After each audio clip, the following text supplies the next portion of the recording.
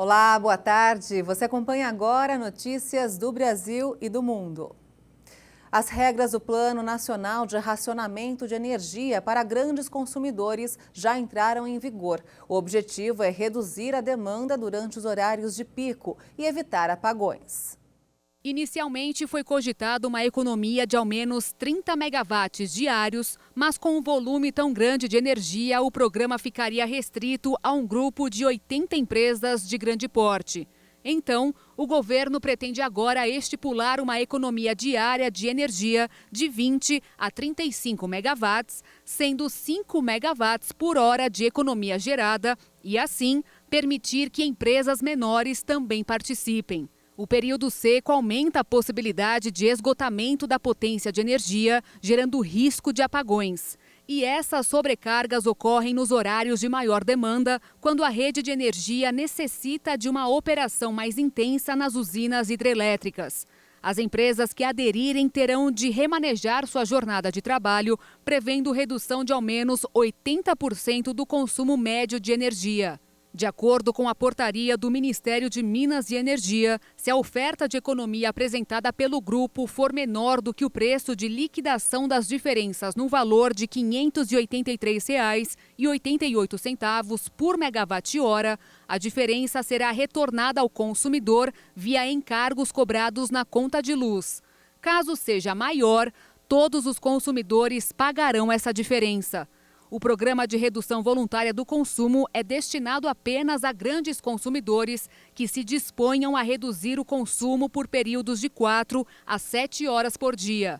Para ser implementado, o projeto deve ser publicado pela Câmara de Comercialização de Energia Elétrica e a expectativa do mercado é que isso ocorra dentro de uma semana. A prévia da inflação oficial do país acelerou em agosto e teve a maior alta para o mês em 19 anos. De acordo com o IBGE, a alta foi puxada principalmente pela tarifa de energia elétrica e pelo preço da gasolina. Pressionado pelo aumento da tarifa da energia elétrica e da gasolina, o Índice Nacional de Preços ao Consumidor Amplo 15, que é uma prévia da inflação oficial do país, acelerou a alta para 0,89% em agosto. Em julho, o indicador registrou taxa de 0,72%. Segundo o IBGE, no ano, o índice acumulou alta de 5,81% e em 12 meses de 9,30%, ficando ainda mais acima do teto da meta estabelecida pelo governo para a inflação deste ano. Com o aumento, a energia elétrica exerceu maior impacto individual no IPCA 15, respondendo sozinha por 0,23 ponto percentual no índice do mês. E também a alta no preço da gasolina contribuiu sozinha por 0,12 ponto percentual no IPCA 15 de agosto. Segundo o IBGE, juntas, a energia elétrica e a gasolina responderam por 0,35 ponto percentual, ou mais de 1/3 da inflação no mês. Entre os grupos, além da habitação, as maiores pressões de alta da inflação oficial no mês vieram dos transportes e da alimentação. O ministro da Saúde, Marcelo Queiroga, confirmou a aplicação da terceira dose da vacina anti-Covid a partir do dia 15 de setembro. A dose de reforço será com a vacina da Pfizer e vai começar com os maiores de 70 anos e imunossuprimidos. O reforço será para os idosos com mais de 70 anos que tenham recebido as 2 doses da imunização a partir de 6 meses, além de pessoas com doenças que comprometem o sistema imunológico e que tenham se vacinado há mais de 28 dias. A variante Delta, ela pode atacar, sobretudo, aqueles mais vulneráveis, aqueles que fazem tratamento com imunossupressores ou aqueles indivíduos mais idosos que são, naturalmente, têm um sistema imunológico com menos capacidade de dar respostas a um ataque desse vírus. Então, foi por isso que ontem, à noite, aqui já falei com algum de vocês, nós nos reunimos com a CETAI, que é a Câmara Técnica Assessora de Imunizações do Ministério da Saúde, a CETAI. A outra decisão foi aplicar um reforço nos idosos acima de 70 anos. Então, esses idosos acima de 70 anos que tiverem tomado a última dose da vacina há 6 meses, eles serão chamados para aplicação desse reforço e, com isso, nós vamos buscar uma proteção maior contra, sobretudo, essa variante Delta, que aqui já falei para vocês, que é uma variante de preocupação. A previsão é começar essa nova fase da imunização a partir do dia 15 de setembro. Para a terceira dose, o Ministério da Saúde usará preferencialmente as vacinas da Pfizer, além da AstraZeneca e da Janssen, mesmo para as pessoas que tomaram as primeiras doses de outras farmacêuticas, como é o caso da vacina Coronavac. Vem a questão da intercambiabilidade. Anteriormente, a intercambiabilidade estava prevista somente em uma condição: gestantes que haviam tomado a vacina AstraZeneca, pelos motivos que nós já fizemos alusão no passado. Agora, nós vamos fazer a intercambiabilidade com a vacina da Pfizer. Dois motivos principais. Primeiro, porque essa vacina ela foi já testada em regimes de intercambiabilidade. Segundo, porque é uma vacina que está aprovada na maioria das grandes agências sanitárias do mundo. E terceiro, porque o Ministério da Saúde se programou para adquirir uma quantia bem expressiva de doses dessa vacina, e ela tem chegado no Brasil obedecendo um critério de tempestividade que nos dá segurança para tomar essa decisão. O Ministério da Saúde também anunciou a redução do intervalo entre as doses da Pfizer e da AstraZeneca de 12 para 8 semanas. Com isso, o governo pretende imunizar toda a população adulta até outubro deste ano.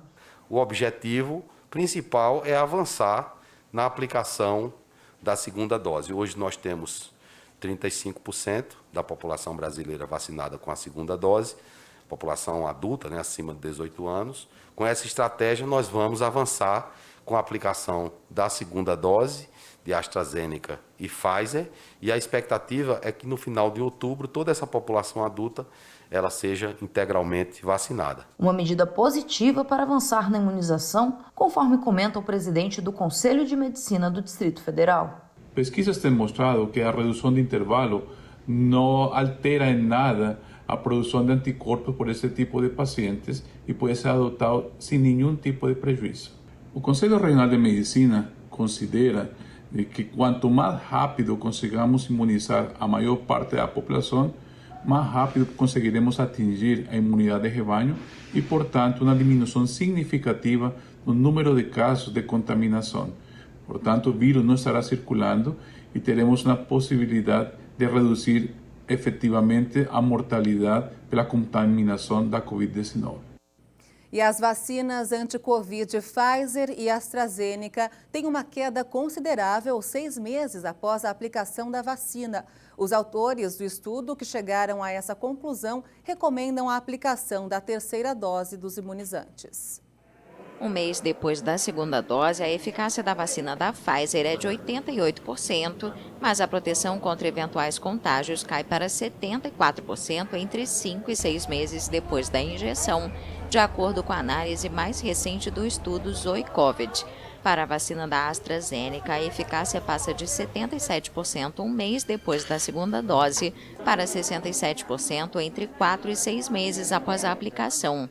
O estudo foi elaborado a partir de dados de quase 1 milhão de usuários do aplicativo Zoe, criado por um grupo privado de mesmo nome. Cientistas do King's College de Londres e da equipe da Zoe analisaram os dados dos contágios ocorridos entre 26 de maio e 31 de julho de 2021 em pessoas vacinadas que fizeram o download do aplicativo em um período específico.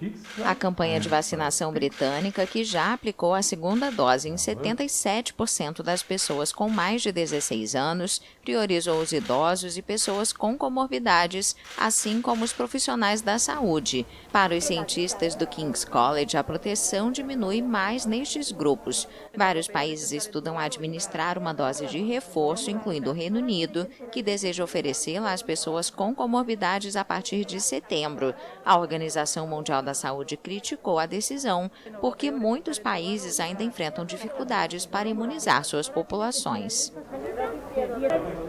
Nesta semana começaram os Jogos Paralímpicos de Tóquio. E apesar de os Jogos serem disputados praticamente de portas fechadas por causa da pandemia, muitas pessoas no Japão esperam que o evento seja um trampolim para melhorar a inclusão de pessoas com deficiência na sociedade. Para muitos no Japão, os Jogos Paralímpicos são mais do que uma competição. A população espera que o evento sirva também para melhorar a inclusão de pessoas deficientes na sociedade.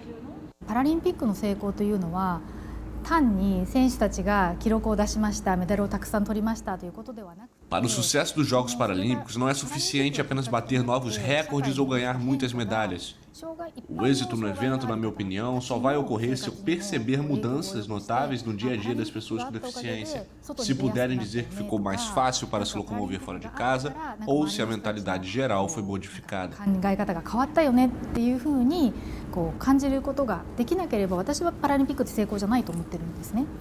O Japão possui um alto índice de acessibilidade em transportes públicos em comparação com outros países. Por exemplo, pelo menos 96% das estações de metrô e trem em Tóquio contam com elevadores. Mas esta acessibilidade técnica esconde barreiras invisíveis e grandes em relação à integração total das pessoas com deficiência. O governo japonês exige que as empresas tenham um mínimo de 2,3% de deficientes em seu quadro de trabalhadores. Longe de dar o exemplo, em 2018, vários ministérios e órgãos estatais aumentaram artificialmente suas taxas de trabalhadores com deficiência, um escândalo pelo qual o governo teve de se desculpar.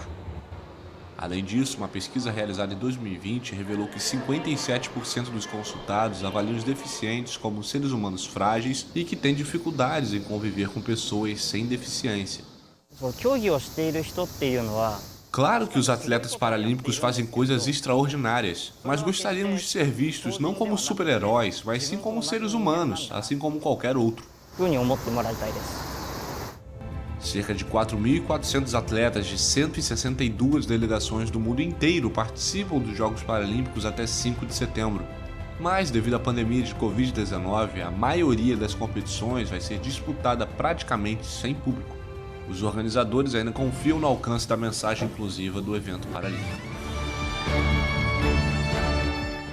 E você vai ver ainda nesta edição, Europa teme que terroristas infiltrados estejam entre os refugiados afegãos. E ainda a indústria de transplante capilar cresce cada vez mais e o Brasil está no ranking dos países que mais fazem esse tipo de cirurgia no mundo. Os detalhes você confere daqui a pouco. Até já!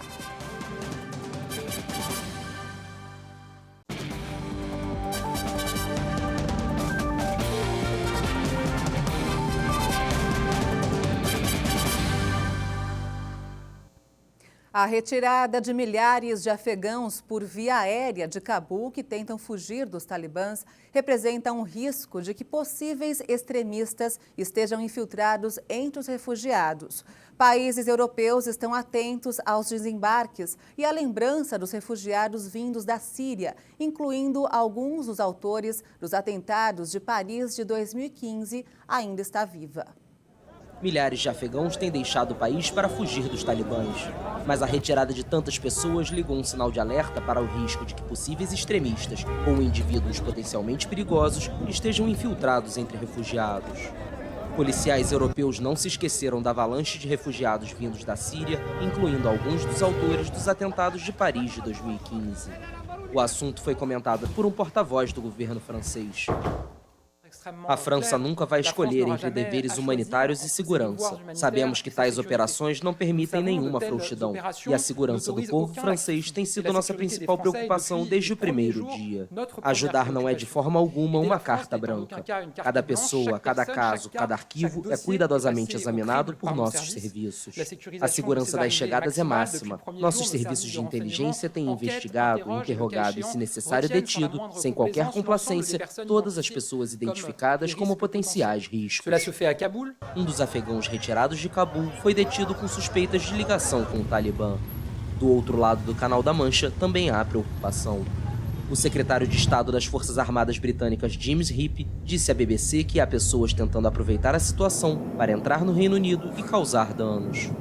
A Alemanha identificou alguns casos de pessoas com antecedentes criminais entre os recém-chegados e a Dinamarca informou ter reconhecido entre os retirados 2 pessoas proibidas de retornarem ao país europeu. E os talibãs aceitaram que os afegãos possam deixar seu país após a retirada definitiva das tropas americanas em 31 de agosto. A informação foi divulgada pelo diplomata alemão Markus Potzel, que participa das negociações com os talibãs na saída de uma reunião no Catar. O enviado especial da Alemanha para o Afeganistão afirmou que abordou a necessidade urgente de ter um aeroporto de Cabul que funcione como condição prévia ao trabalho das ONGs e dos diplomatas no país. No dia anterior, o presidente dos Estados Unidos, Joe Biden, pressionado pelos fundamentalistas, confirmou que as operações de retirada terminariam na semana que vem, apesar de milhares de afegãos tentarem sair do país desde que os talibãs tomaram o poder em 15 de agosto. A chanceler alemã Angela Merkel considerou que a comunidade internacional tem que continuar dialogando com os talibãs para preservar as conquistas alcançadas no Afeganistão nos últimos anos. Para a chefe do governo alemão, o Talibã é uma realidade amarga que precisa ser enfrentada. E uma nova vida parece emergir no Afeganistão após a tomada do poder pelo Talibã. No momento em que fotos com rostos de afegãs aparecem borradas em salões de beleza, a chanceler alemã Angela Merkel defende o diálogo com os fundamentalistas islâmicos para tentar garantir que os avanços conquistados nos últimos 20 anos não sejam perdidos. As afegãs voltaram a perder seus rostos em Cabul, ao menos simbolicamente. É que as fachadas de salões de beleza da capital, que estampam fotos de mulheres do Afeganistão, surgiram desfiguradas. A ação ocorre no momento em que o Talibã assume um novo governo no país e parece ameaçar 2 décadas de conquistas de direitos civis, entre elas o fim do uso obrigatório da burca pelas afegãs. A chanceler Angela Merkel defendeu o diálogo com os fundamentalistas islâmicos para que nenhuma violência ou ideologia possam deter a aspiração à paz e à justiça.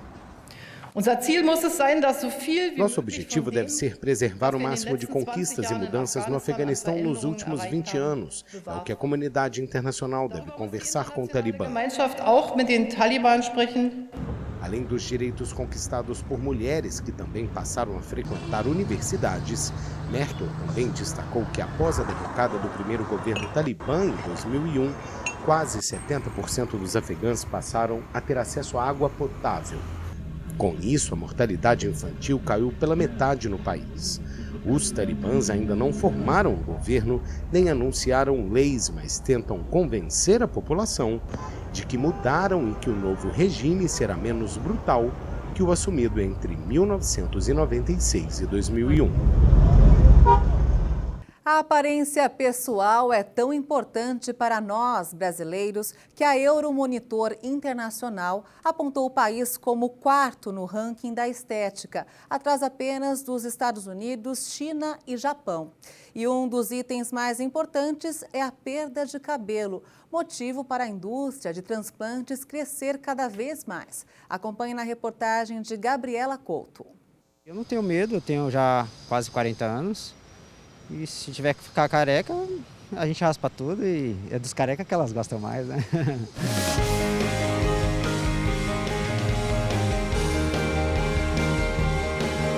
Um conceito antigo que até foi refrão de música, mas vem perdendo a força dia a dia. Tenho 23 anos, eu cuido muito do meu cabelo e eu tenho muito medo de ficar careca.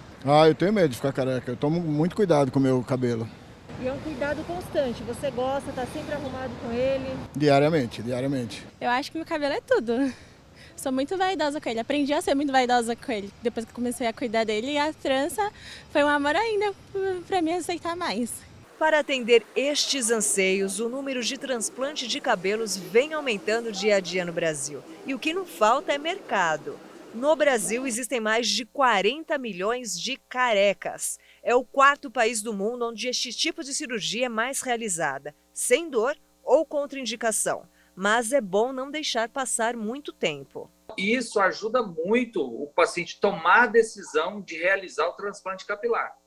E realmente isso procede, isso repercute, isso se duplica. Os outros pacientes que fazem também falam a mesma coisa, não senti dor, foi bem tranquilo. Muitos pacientes falam assim, nossa, doutor, se soubesse que não doía assim, eu tinha realizado a cirurgia muitos anos antes, eu não tinha adiado tanto. 100% das pessoas vão perder cabelo ao longo da vida, é natural. Mas quem passa por estresse pode agilizar o processo que não é bem-vindo por quase ninguém.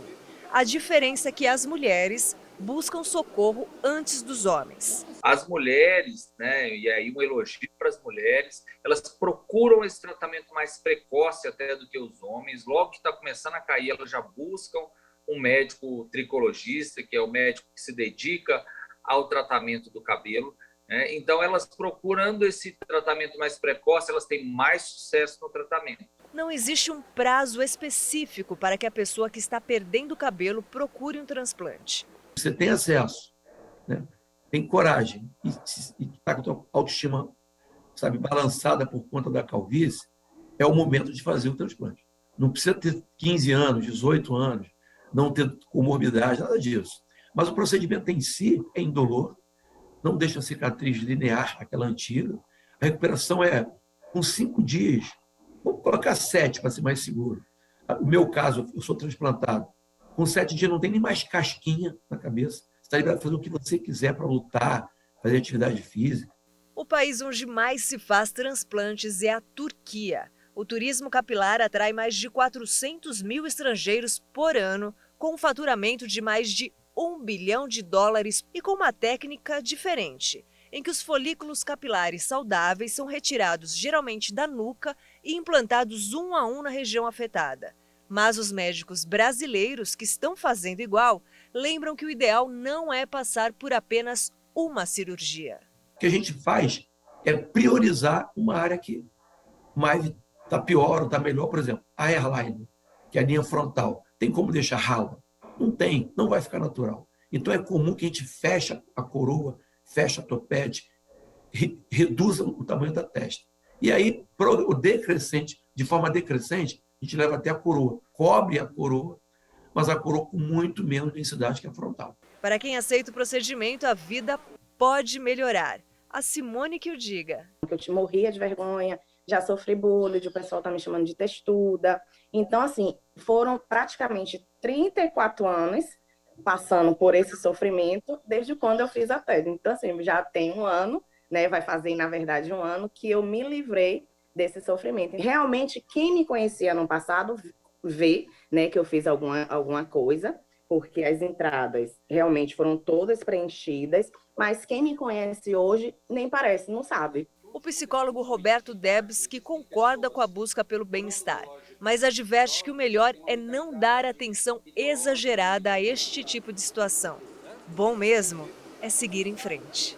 Eu diria que o envelhecimento ele é multifatorial. Nós temos que cuidar, não só ter uma aparência jovem, mas nos sentirmos jovens, termos saúde de jovem, poupar. A gente fala muito em poupar dinheiro para a aposentadoria, mas ninguém fala em poupar saúde, em poupar bem-estar. Porque não adianta nada nós envelhecermos e termos doenças graves e a nossa mentalidade prejudicada, nós estarmos muito fechados, ou então até mesmo perdermos, através de uma demência senil, perdemos a nossa história, a nossa própria identidade.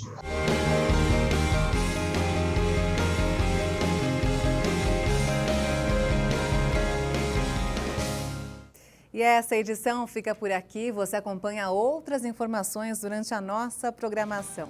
Obrigada pela sua companhia e um excelente sábado para você. Tchau!